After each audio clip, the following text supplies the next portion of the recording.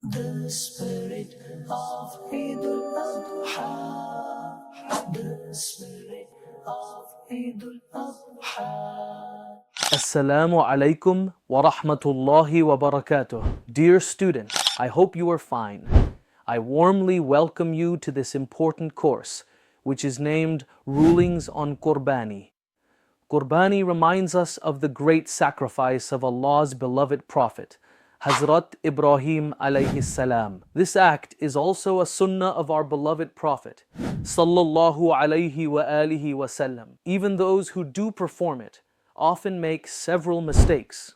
In this course, we will try to learn all these aspects so that by performing this obligation correctly, we can become deserving of its true reward. In this course, we will cover famous and important rulings, like the importance of Qurbani, how to perform Qurbani, what the conditions are, some Madani pearls about butchers, and much more. Let's start our course with Hamdu Salah. Alhamdulillahi Rabbil Alameen.